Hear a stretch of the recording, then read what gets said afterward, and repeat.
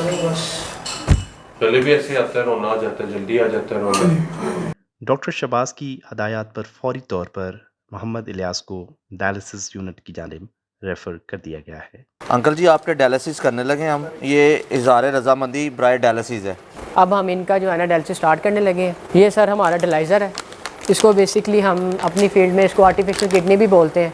इसको सर हम BTL बोलते हैं। ब्लड लाइन ट्यूब होती है ये, जो पेशेंट का जो है ना ब्लड क्लियरनेस के लिए जो हम जो है ना पास आउट करते हैं, वो इस लाइन के ज़रिए जो है ना इस आर्टिफिशियल किडनी से क्रॉस किया जाता है। जो रेड लाइन होती है ये आर्टीरियल से ब्लड लेके आती है, फिर ये डायलाइज़र से क्रॉस होती है, और जो ब्लू होती है उसमें ये होता है कि ब्लड नीट होके क्लियरनेस करके, मतलब खून की सफाई होने के बाद नीट ब्लड जो है ना वापस पेशेंट की बॉडी में जो है ना वापस हम जो है ना भेज देते हैं। तो जाके आप खाना वगैरह खाएं, ठीक है, रेस्ट करें, फिर माशाल्लाह सुबह उठेंगे तो फ्रेश होंगे। ठीक है, बाकी रूटीन से आपने अब अपने टाइम पे डायलिसिस के लिए आना। ठीक, शुक्रिया, अस्सलाम वालेकुम। ये हैं 55 साला मोहम्मद इलियास, जिनके शुगर की वजह से दोनों गुर्दे जवाब दे चुके हैं। गुर्दों के डायलिसिस एक कठिन और मुश्किल तरीन मरहला है। हर पल इंसान जिंदगी और मौत की कश्मकश में मुब्तला रहता है। अलमक्की अलमदनी डायलिसिस सेंटर पर हर मरीज को डायलिसिस की बेहतरीन सहूलियात मुहैया की जाती हैं। इंदराज और दीगर मालूमात के बाद वजन और ब्लड प्रेशर चेक किया जा रहा है।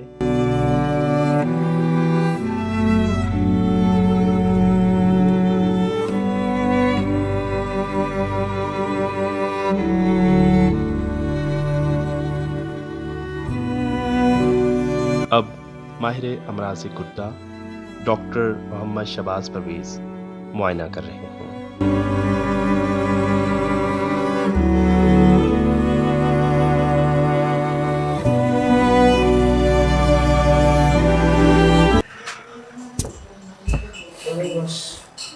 पहले भी ऐसे आता है, रोना आ जाता है, जल्दी आ जाता है रोना, परेशान हो जाते हैं, हर वक्त परेशान ही रहते हैं इसी तरह। बस ठीक भी रहता हूँ, लेकिन परेशानी जब ज्यादा होती है फिर रोना। किस बात की परेशानी, किस बात की? कुछ बस बीमारी की वजह से। डॉक्टर शहबाज की हदायत पर फौरी तौर पर मोहम्मद इलियास को डायलिसिस यूनिट की जानिब रेफ़र कर दिया गया है। अभी कुछ ही लम्हों में मोहम्मद इलियास के डायलिसिस शुरू किए जाएंगे। अलमक्की अलमदनी डायलिसिस सेंटर के एडमिनिस्ट्रेटर मोहम्मद नईम ने इलाज करवाने के इजाज़तनामा फॉर्म पर दस्तखत लिए। अंकल जी आपके डायलिसिस करने लगे हम, ये इज़हार रज़ामंदी बराए डायलिसिस है। ठीक है, ये मैं आपको थोड़ा बता देता हूँ, ये पढ़ के भी सुना देता हूँ। ठीक है, इस पर आपके साइन और अंगूठा जो है ना वो आपका और आपके अटेंडेंट का होगा। ठीक है, मैं इनका बेटा हूँ। हाँ जी, लिख दें, यहाँ रिश्ता लिख दें साथ। साइन हो गए हैं, ये रज़ामंदी बराए इलाज। ठीक है, इनका प्लीज़ आप जान ज़ेब साहब डायलिसिस शुरू करें। अस्सलाम वालेकुम, क्या हाल है? की तबीयत से ठीक है? इजाज़त है मुझे, मैं आपका डायलिसिस स्टार्ट कर सकता हूँ? चलिए, अब हम इनका जो है ना डायलिसिस स्टार्ट करने लगे हैं। सबसे पहले जो नॉर्मल लाइन है, अब हम जो है ना मशीन रेडी करने लगे हैं। सबसे पहले ये आप सेट देख रहे हैं, ये हम लगाएंगे पेशेंट को। ये हर एक पेशेंट के लिए जो है ना न्यू सेट होता है, ये डिस्पोजेबल होता है। बेसिकली ये सिंगल टाइम यूज़ के लिए होता है, ये न्यू किट है। और जब हमारा पेशेंट आ जाता है तो हम उनके सामने उनको दिखा के इजाज़त लेके फिर हम मशीन उनकी रेडी करके फिर हम डायलिसिस स्टार्ट करते हैं। असूलन जो हमारा तरीक़ाकार है। ठीक हो गया? ये सर हमारा डायलाइज़र है। इसको बेसिकली हम अपनी फील्ड में इसको आर्टिफिशियल किडनी भी बोलते हैं, तो इसको डायलाइज़र बोलते हैं। इस फिल्टर को डायलाइज़र बोलते हैं, आर्टिफिशियल किडनी भी कह सकते हैं आप।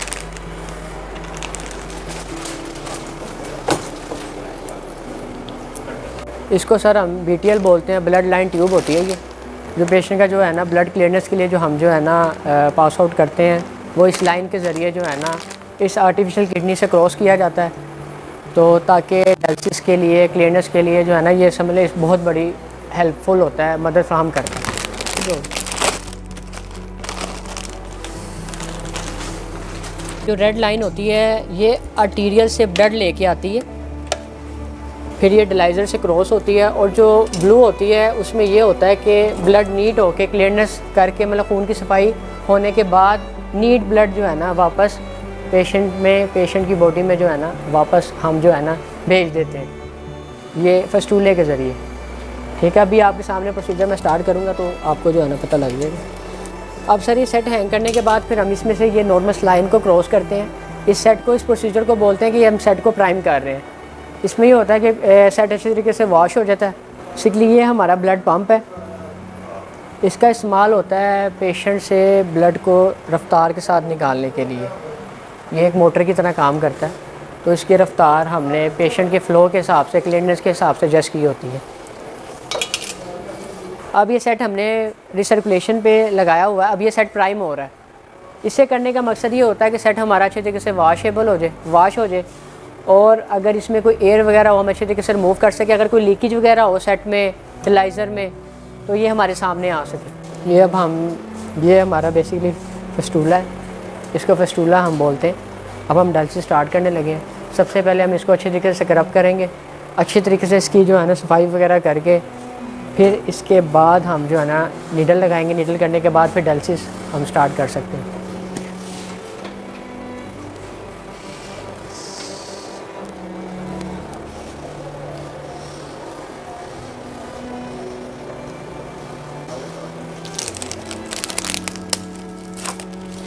ये हमारी फिस्टूला नीडल है। इसका जो साइज़ होता है ये होती है 16 गेज की, जो हम इस्तेमाल करते हैं। ये नीडल को अच्छे तरीके से हम प्राइम कर लेते हैं सलाइन के साथ, 5 cc के साथ। अब सबसे पहले हम लगाते हैं वेन। ये आर्टरी नीडल है जिससे हमने ब्लड लेना होता है डायलिसिस के लिए।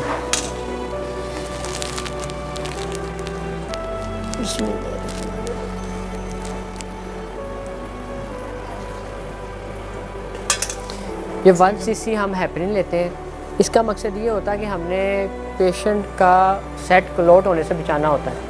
पेशेंट को क्लॉट से हमने महफूज रखना होता है, तो इसलिए हम हेपरिन इस्तेमाल करते हैं। खून को पतला रखती है। ठीक है, इसका तरीकाकार ये होता है, नीडल लगाने के बाद ये 1 cc हम लेते हैं हेपरिन रेगुलर पेशेंट के लिए, जिनको रेगुलर डोज जाती है। 1 cc हेपरिन लेके इसमें 9 ml हम नॉर्मल लाइन फिल करते हैं। इसका डिल्यूशन बनाते हैं 10 ml तक।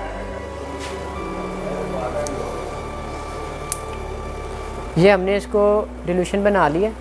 फिर उसके बाद 4 ml तक 4 cc हम देते हैं वेन में। स्टार्टिंग से पहले ये इंजेक्शन देते हैं। ये इंजेक्शन दे दिया। अब ये क्या काम करेगा, ये देने के बाद हम तकरीबन 1.5 से 2 मिनट, 1.5 मिनट तक हम वेट करते हैं। इसका काम ये होता है, इनकी ये पूरी बॉडी को हैपनाइज कर देगा, क्योंकि डायलिसिस पेशेंट के माइक्रोन में छोटे छोटे क्लॉट बनते हैं जो अक्सर हमारे सेट से भी क्रॉस हो जाते हैं। तो ये प्रोटोकॉल होता है। हेपरिन पहले हम देते हैं वेन में, फिर ये अच्छे तरीके से ये जो है ना ब्लड को हैपनाइज कर देता है। फिर उसके बाद जो है ना हम नेक्स्ट प्रोसीजर में आते हैं। अब स्टार्टिंग पे आते हैं, डायलिसिस स्टार्ट करने पे आते हैं। सबसे पहले हम जो है ना इस डिलाइज़र की एयर निकालेंगे, इसको अच्छे तरीके से एयर फ्री करेंगे। अगर कुछ ज़रा सी भी कोई कमी पेशी रहेगी है वो ज़रा सोल्व आउट हो जाए, कि मतलब मज़ीद इसको अच्छे से देख लेते हैं। इसकी ट्यूबिंग को देख लेते हैं कहीं लूज़ तो नहीं है, इसके स्टॉपर वगैरह, क्लैंप वगैरह, इसकी लीकेज वगैरह अच्छे तरीके से देख के। अब ये सेट बिल्कुल बेहतरीन है। इसको कपलर्स बोलते हैं, होजिंग बोलते हैं। बेसिकली इसका रोल ये होता है कि ये नीचे ए पार्ट, बी पार्ट होता है, ये कंसंट्रेशन होता है। ए पार्ट में जो है ना सोडियम इलेक्ट्रोलाइट्स होते हैं, और दूसरा जो है ना बी पार्ट में जो है ना हमारे सोडियम बाइकार्बोनेट होता है, और तीसरा होता है आरओ वाटर। ये तीनों चीज़ें मिलके जो है ना डायलिसिस बनाती हैं, जो यहाँ से क्रॉस होता है। अब ये इसकी इनलेट है, ये इस डायलिज़र की इनलेट है। ये डायलिसिस यहाँ से ऊपर की तरफ को आता है, ब्लड ऊपर से नीचे की तरफ को आता है। ये इस पॉइंट पे आके ये ब्लड में से क्रॉस होता है। ठीक है, फिर उसकी क्लीननेस करता है। फिर जो वेस्ट मटेरियल होता है वो इधर से आउटलेट से होके ड्रेन में जो है ना चला जाता है। ये प्रोसीजर होता है इसका। ये अब मैं डायलिसिस स्टार्ट करने लगा हूँ। ये अंकल का पानी हमने निकालना है 3000 ml। ये अब इनका हमने जो है ना ये अब अल्ट्रा फिल्ट्रेशन करना है। इनका अंकल का पानी भरा हुआ 3 लीटर। इनका ड्राई वेट है 57। इनका ड्राई वेट है 57। ड्राई वेट वो होता है जिसमें पेशेंट के अंदर कोई एक्स्ट्रा फ्लूइड मौजूद नहीं होता, वो उनका एक्चुअली अपना वेट होता है। हमने अपने डायलिसिस पेशेंट को ड्राई वेट पे रखना होता है। अभी आज इनका वज़न किया, इनका वज़न था 60, तो इनका 3 लीटर जो है ना फ्लूइड इनके अंदर इजाफी है।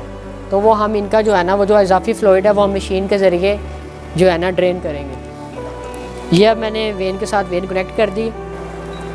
अब ये हमने इनका डायलिसिस स्टार्ट कर दिया। अब ये जो बाकी की हेपरिन है, ये 4 घंटे का डायलिसिस है। स्टार्टिंग के 3 घंटे हमने ये हेपरिन देनी है, ये हेपरिन पंप के साथ, ठीक हो गया। ये स्टार्टिंग के 3 घंटे ये हेपरिन चलेगी। आखिरी घंटे से पहले पहले हमने ये हेपरिन ख़त्म करनी होती है, ठीक हो गया। ये डायलिसिस अब अंकल का स्टार्ट हो गया।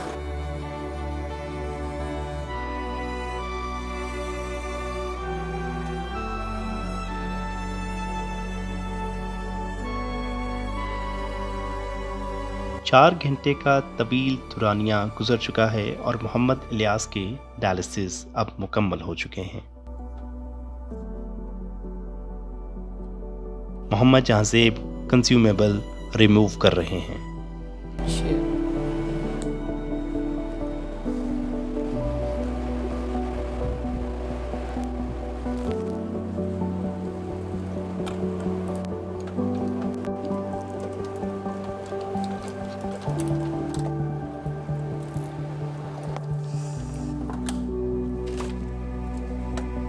तो बस अब हमने इनकी ड्रेसिंग करके इनको फ्री कर देंगे।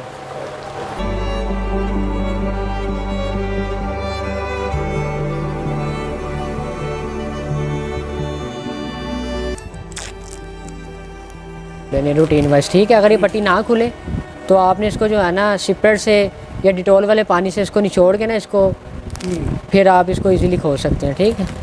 ज़ोर ज़बरदस्ती नहीं करनी इसके साथ। तो जाके आप खाना वगैरह खाएं, ठीक है, रेस्ट करें, फिर माशाल्लाह सुबह उठेंगे तो फ्रेश होंगे, ठीक है। बाकी रूटीन से आपने अब अपने टाइम पे डायलिसिस के लिए आना, ठीक। शुक्रिया, अस्सलाम वालेकुम।